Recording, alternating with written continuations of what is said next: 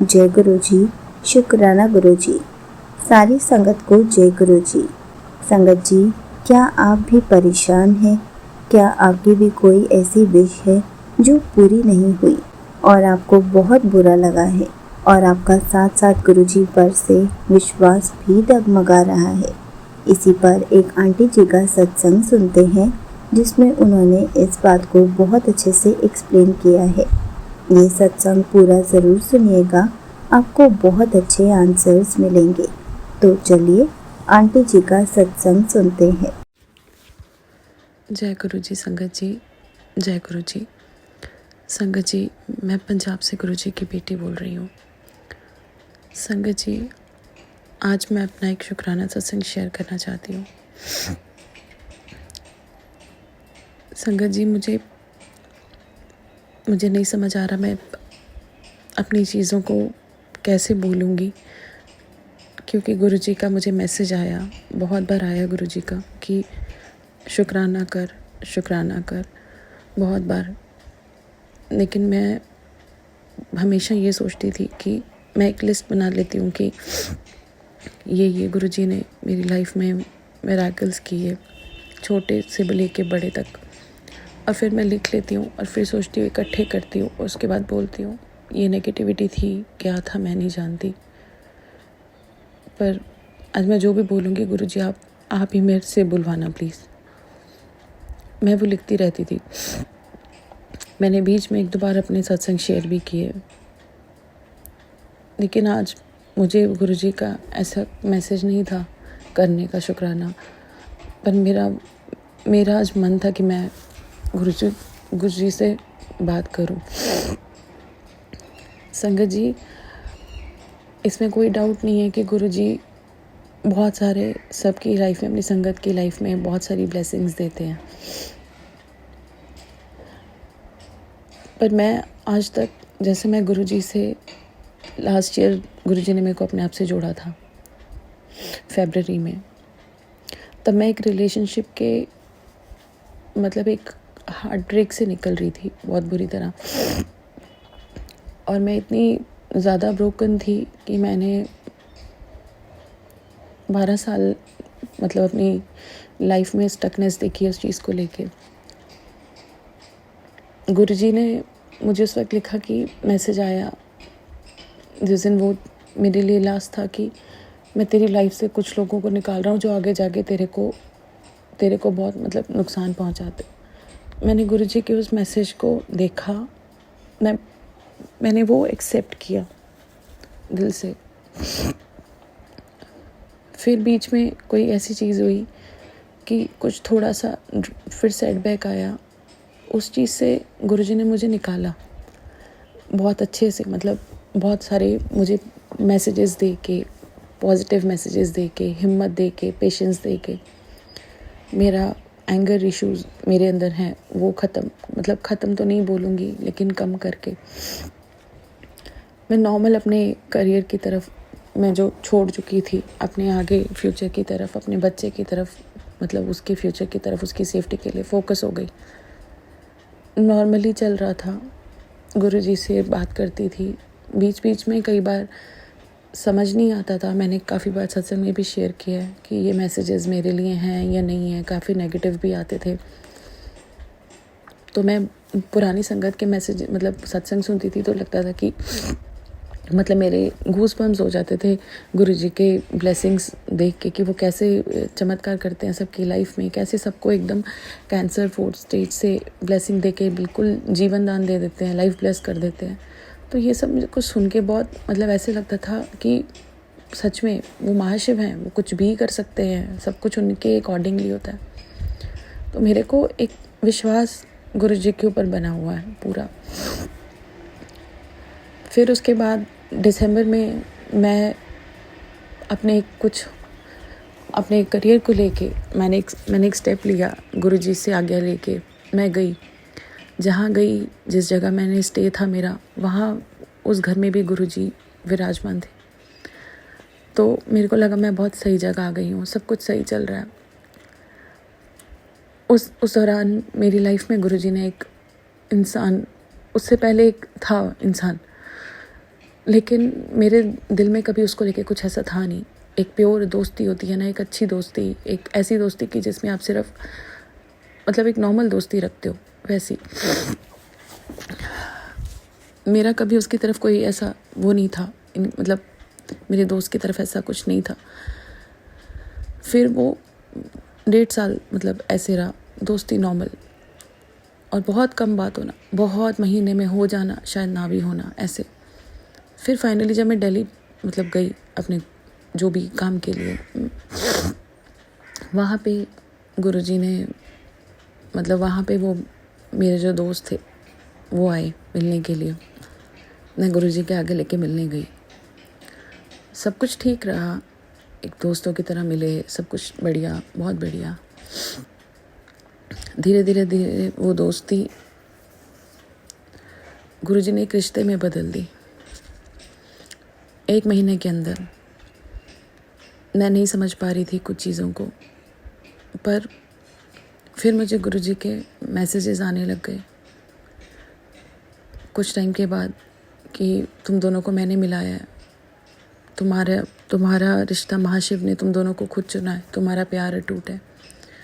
तो मैं संगत जी आज कोई चीज़ ऐसी नहीं बोलूँगी कि क्योंकि मेरी हर चीज़ गुरुजी आप बुलवा रहे हो, तो मैं सॉरी अगर मैं इमोशनल हो रही हूँ, लेकिन ऐसा नहीं है कि मैं बहुत दुखी हूँ, लेकिन बस थोड़ा मन हो जाता है। तो वो मैसेजेस मैं उनको दिखाती थी कि ये देखो, बीच में मैंने अपनी एक फ्रेंड को भी दिखाया कि ये देखो मैसेज आया है। तो मुझे मतलब इतना विश्वास था कि गुरुजी ने जो मैसेज भेजा, जो मेरे सामने आ रहा है, वो मेरे लिए आ रहा है। इतना हो गया था मुझे 1 साल के अंदर।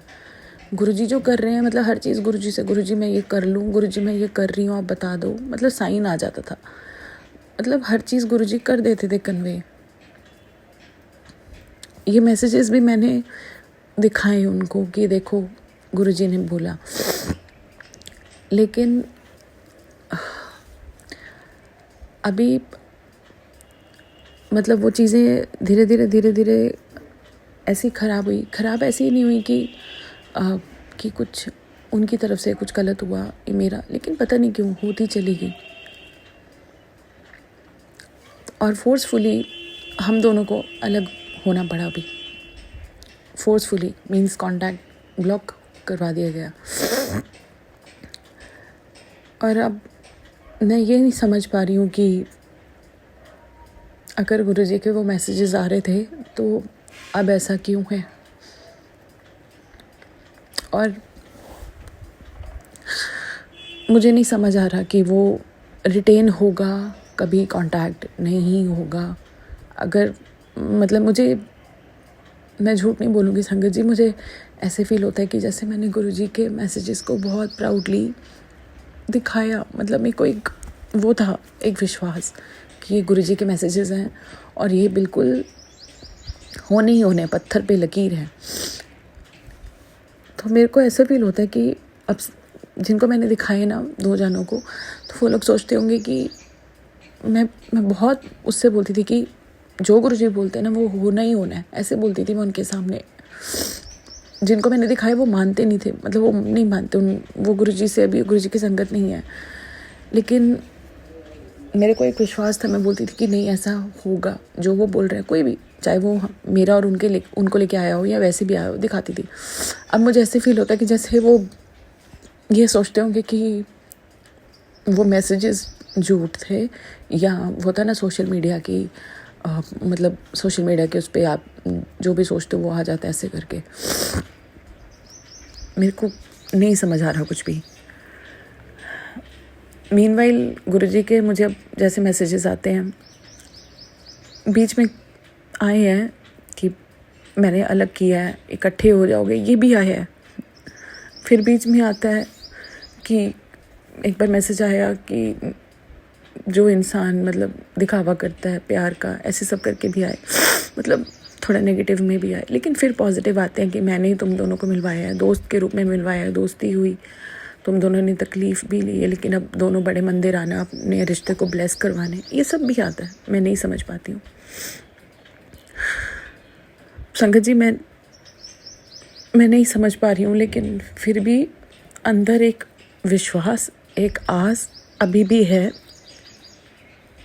मतलब मैं पूजा करने बैठती हूँ, जोत लगाती हूँ, लेकिन फिर भी ऐसा नहीं है कि मन नहीं है, लेकिन अंदर से मन खुश नहीं है। जैसे हम सुनते हैं ना कि गुरुजी अपनी बेटियों को दुखी नहीं देख सकते, इवन अपनी संगत को नहीं देख सकते। हमेशा कहते खुश रहो, पर मैं अंदर से अभी खुश नहीं हूँ।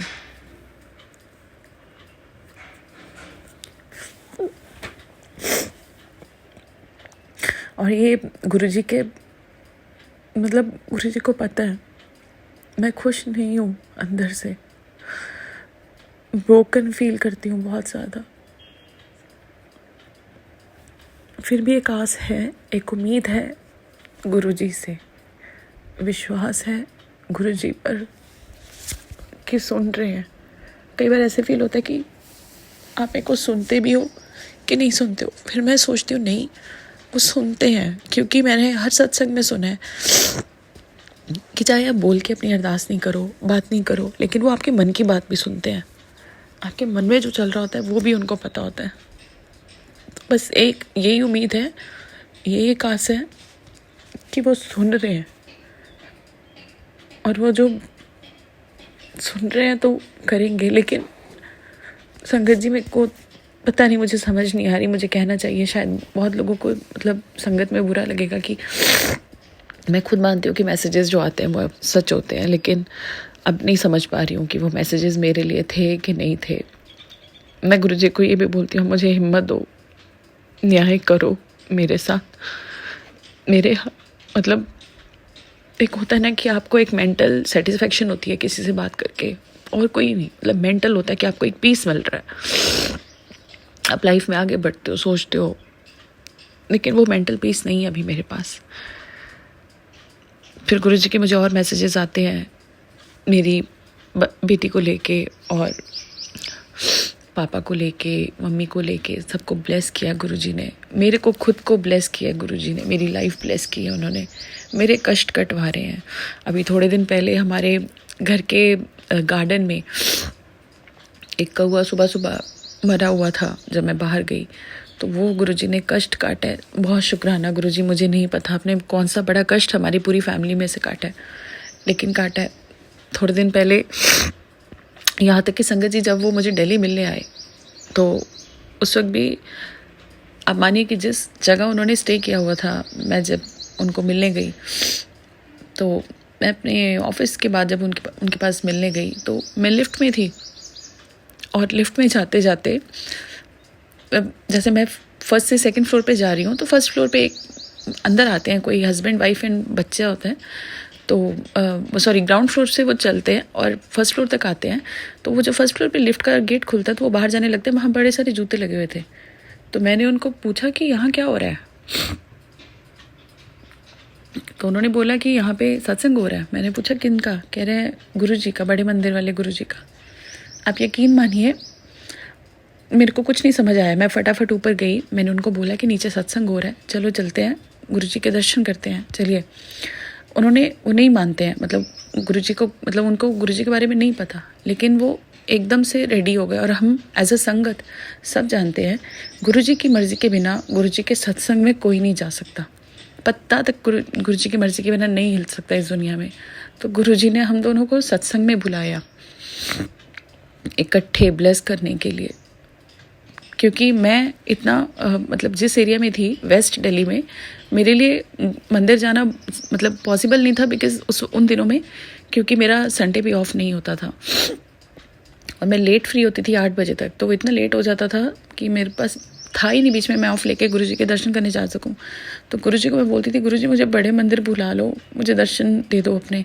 तो गुरुजी ने खुद ही वहाँ जिस जगह उन्होंने स्टे किया, गुरुजी ने खुद ही सत्संग के रूप में मतलब वहाँ आके दर्शन दे दिए। सेम मेरे साथ अभी 2 दिन पहले ऐसा हुआ, मैं किसी रिलेटिव के घर गई थी, वहाँ पे भी जब हम बिल्कुल निकलने लगे बाहर, मतलब गाड़ी निकालने लगे, तो वहाँ भी बहुत सारी स्कूटीज़ लगी थी। तो मैंने उनको बोला कि इतनी स्कूटीज़ क्यों लगी आपके घर के बाहर? तो उन्होंने बोला साथ वाले घर में ना सत्संग हो रहा है, जो डुगरी वाले गुरुजी हैं उनका। तो उससे पहले मेरे पास 4 बार सत्संग का मैसेज आया, मैं नहीं जा पाई क्योंकि गुरुजी ने नहीं बुलाया, मतलब चाहा नहीं। मैसेज आने के बाद मैं फ्री थी, तब भी मैं नहीं गई क्योंकि नहीं होगा उस वक्त मेरा जाना लिखा। लेकिन उस दिन गुरुजी ने मुझे बुलाया, बिल्कुल आरती हो रही थी जब मैं अंदर गई, दर्शन के आ गई। पता नहीं गुरुजी ने मेरा कौन सा कष्ट कटवाया है, मुझे ब्लेस किया है। विश्वास आज भी है, पर वो पता नहीं, मैं नहीं समझ पा रही। फिर भी मैं एक चीज़ बोलूँगी, हमें नहीं पता। गुरुजी कहते ना कि ਤੁਹਾਨੂੰ पता नहीं मैं ਤੁਹਾਡੇ किन्ने कल्याण इतना ही कर देना जो ਤੁਹਾਨੂੰ पता भी नहीं लगते। शायद नहीं, एक्चुअली ऐसे कल्याण गुरुजी कर रहे होंगे जो मुझे आज नहीं दिख रहे हैं। पर ठीक है, मैं अपना सत्संग ज़्यादा लंबा नहीं करूँगी। फिर भी मैं ये बोलती हूँ कि संगत जी, मतलब एक चीज़ है, हम इंसान हैं, हम बहुत कुछ करके आए हैं बुरे कर्म। कुछ शायद ऐसा अच्छा किया होगा जो गुरुजी ने अपने आप जोड़ा अपने साथ। विश्वास ही एक ऐसी मतलब चीज़ है जो बांध के रखती है गुरुजी से, वो मेरे अंदर से नहीं जा रही है। तो मैं उस विश्वास के लिए गुरुजी को शुक्राना करती हूँ कि जो नहीं जा रहा है। नाराज़ हूँ, थोड़ी सी परेशान हूँ, लेकिन विश्वास नहीं टूट रहा। तो इसलिए मैं उस चीज़ के लिए गुरुजी का, उस विश्वास के लिए जो अभी भी अंदर है, चाहे वो इतना सा है, मतलब डगमगा रहा है, डोल रहा है, लेकिन है, क्योंकि मुझे इतना पता है कि सब चीज़ को करने वाले वो ही हैं और उन्हीं की मर्ज़ी से होगा। इसीलिए उस विश्वास पे कि जो उन्होंने मुझे मैसेजेस भेजे थे वो गलत नहीं थे, उस विश्वास के लिए मैं गुरुजी का शुक्राना करती हूँ। और अपने सत्संग को यही विराम देती हूँ गुरुजी के मंत्र जाप के साथ। ओम नमः शिवाय, शिवजी सदा सहाय। ओम नमः शिवाय, गुरुजी सदा सहाय। जय गुरुजी, शुक्राना Guruji. Thank you so much aunty ji, आपने अपना सत्संग पूरे गुरु परिवार के साथ शेयर किया। संगत जी, आपको पता है, जो भी सत्संग हमारे सामने आते हैं या फिर कोई पोस्ट हमारे सामने आता है, उसे हमें अपनी लाइफ से रिलेट करके देखना चाहिए। ऐसा नहीं है कि सारे सत्संग या सारे पोस्ट सिर्फ हमारे लिए ही आते हैं। अगर हमारी कोई विश पूरी नहीं हुई है तो भी हमें निराश नहीं होना चाहिए। गुरुजी की रज़ा में राज़ी रहना चाहिए, क्योंकि गुरुजी हमारे लिए जो भी करते हैं अच्छा ही करते हैं। संगत जी, हम पूरी लाइफ में इतने सारे लोगों से मिलते हैं, ज़रूरी नहीं है कि गुरुजी सबका साथ हमारा लाइफ टाइम बनाएंगे। कभी कभी कुछ लोग हमारी लाइफ में आते हैं और चले जाते हैं। हमें उन चीज़ों के लिए कभी भी अफसोस नहीं मनाना चाहिए, क्योंकि क्या पता गुरुजी ने उससे बेहतर हमारे लिए सोच रखा हो। क्या पता गुरुजी की सोच हमारी सोच से भी बहुत ऊपर हो, लेकिन हम एक बात को पकड़कर ही अफसोस मना रहे हों। संगत जी, हमारी लाइफ में जो भी होता है हमें उसका हर पल शुक्राना करना चाहिए, क्योंकि हर किसी को सब कुछ नहीं मिल सकता, हर किसी को सारी खुशियाँ नहीं मिल सकती।